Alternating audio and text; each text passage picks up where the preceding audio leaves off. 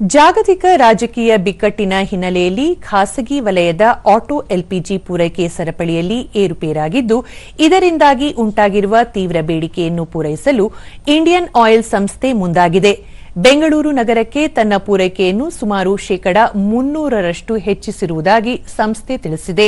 ಬೆಂಗಳೂರಿನಲ್ಲಿ ಸಾಮಾನ್ಯ ದಿನಗಳಲ್ಲಿ ಸರಾಸರಿ 23 ಮೆಟ್ರಿಕ್ ಟನ್ ಪೂರೈಕೆಯಾಗುತ್ತಿದ್ದು, ಆದರೆ ನಿನ್ನೆ ಇಂಡಿಯನ್ ಆಯಿಲ್ ದಾಖಲೆಯ 75.53 ಮೆಟ್ರಿಕ್ ಟನ್ ಅನಿಲವನ್ನು ಪೂರೈಸಿದೆ.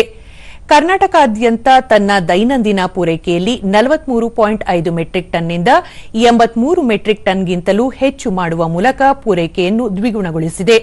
ಕರ್ನಾಟಕದ ಮಾರುಕಟ್ಟೆಯ 80ರಷ್ಟು ಪಾಲನ್ನು ಹೊಂದಿರುವ ಖಾಸಗಿ ವಿತರಣಾ ಕೇಂದ್ರಗಳಲ್ಲಿ ಪೂರೈಕೆ ವ್ಯತ್ಯಯ ಉಂಟಾಗಿರುವುದು ಈ ಹೆಚ್ಚಿನ ಬೇಡಿಕೆಗೆ ಕಾರಣವಾಗಿದೆ. ಆಟೋ ಎಲ್ಪಿಜಿ ಗ್ರಾಹಕರಿಗೆ ಉಂಟಾಗಿರುವ ಅನಾನುಕೂಲತೆಯನ್ನು ಇಂಡಿಯನ್ ಆಯಿಲ್ ಗುರುತಿಸಿದೆ. ಅವರ ಪರಿಸ್ಥಿತಿಯ ಬಗ್ಗೆ ಸಹಾನುಭೂತಿ ಹೊಂದಿದೆ ಮತ್ತು ಅವರ ತಾಳ್ಮೆಯನ್ನು ಪ್ರಶಂಸಿಸುತ್ತದೆ. ಸಾರ್ವಜನಿಕ ವಲಯದ ಉದ್ಯಮವಾಗಿ ತನ್ನ ಜವಾಬ್ದಾರಿಯನ್ನು ಎತ್ತಿ ಹಿಡಿಯುವ ಇಂಡಿಯನ್ ಆಯಿಲ್ ಗರಿಷ್ಠ ಮಟ್ಟದಲ್ಲಿ ಉತ್ಪನ್ನವನ್ನು ಲಭ್ಯತೆ ಖಚಿತಪಡಿಸುವುದನ್ನು ಮುಂದುವರಿಸುವುದಾಗಿ ಭರವಸೆ ನೀಡಿದೆ.